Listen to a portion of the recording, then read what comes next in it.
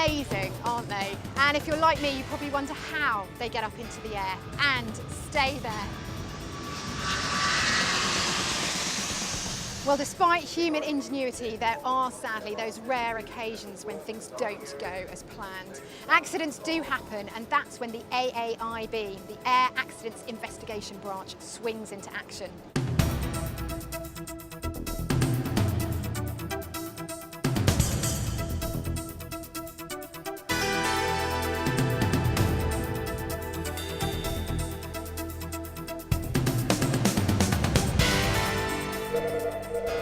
Good morning, Air Accident Investigation Branch. As part of the Department for Transport, the AAIB is otherwise completely independent of any other body, such as the Civil Aviation Authority, the CAA, or the police. Now, I'm joined by Keith Conradi, Chief Inspector of Air Accidents. So Keith, can you just describe the role of the AAIB? The role of the AAIB is to investigate all civil accidents in the United Kingdom, to identify the causes and to make safety recommendations intended to prevent reoccurrence. And do you need to apportion blame? Absolutely not. We do not apportion blame or liability.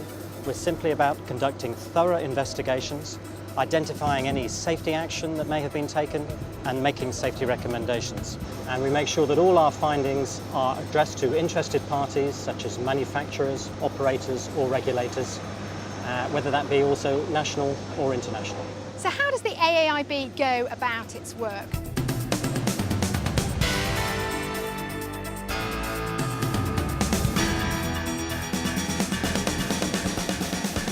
Well, if you haven't guessed already, I'm here at the Farnborough Air Show, and it's one of the biggest air shows in the world. And it was no coincidence bumping into Keith, because the AAIB's headquarters are really close by. And quite a few of Keith's colleagues are here too. He's put me on to David Miller to explain how the AAIB works.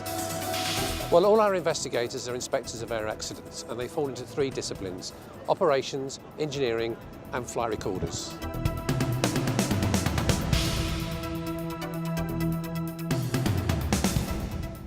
Marcus, what does your job involve?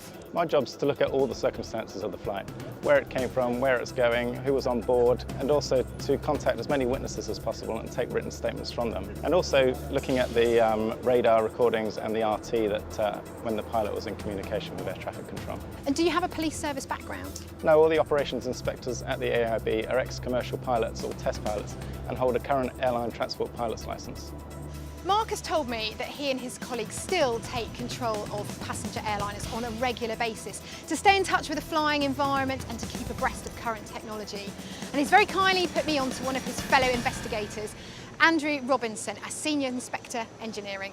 So Andrew, as an engineering inspector, what do you do at an accident site? The ground marks that the aircraft made when it hits the ground can often tell us things. For example, did it hit in a steep angle of attitude? Was it sort of shallow? And that can help us to determine whether it was under control, out of control. And of course, we also need to establish whether or not all the four corners of the aircraft are there. If not, then we're looking perhaps at a structural failure. And I imagine that aviation technology is changing at a rapid rate. How do you keep abreast of it all?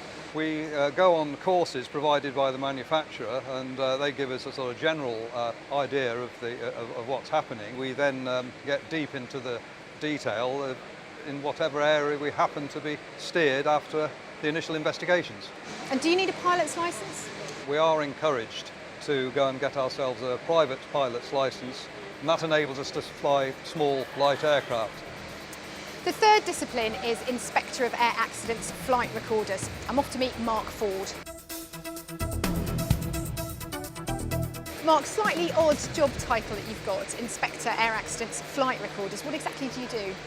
We're engineers that specialise in the recovery and interpretation of recorded data from devices such as the flight data recorder and cockpit voice recorder that are required to be equipped to passenger aircraft, and also other devices such as GPS systems and digital cameras that you may find on board smaller private aircraft.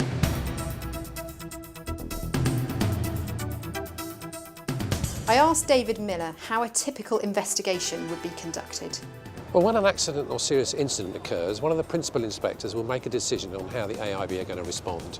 And most of these accidents occur to small aircraft, and if it's appropriate to send a team out, that team will consist of an operations inspector, an engineer and a flight recorder specialist. Once the engineering inspector is satisfied that all the perishable evidence has been recorded or preserved, he'll usually ask the engineering support team to recover the wreckage here to the hangar at the AAIB's headquarters.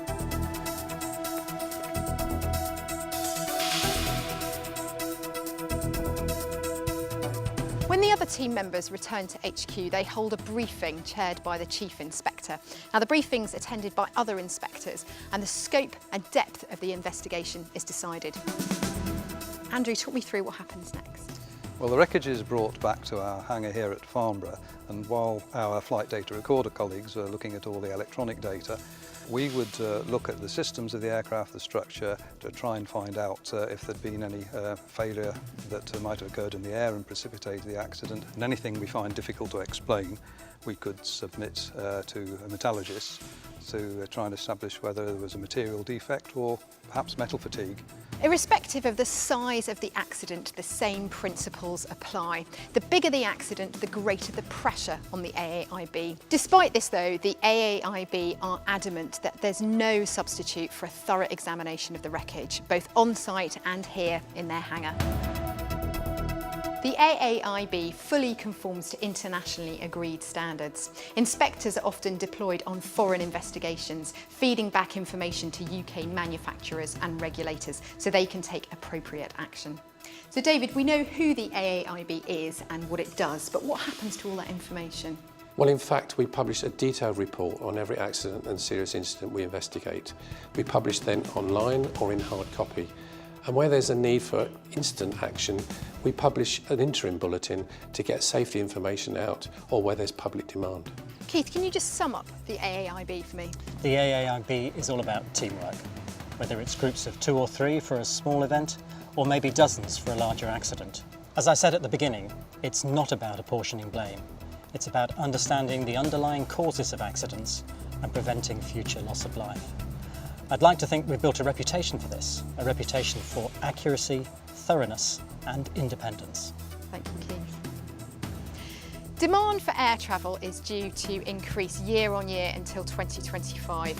The UK has one of the best aviation safety records in the world, and the Air Accidents Investigation Branch is committed to ensure that that record continues to improve.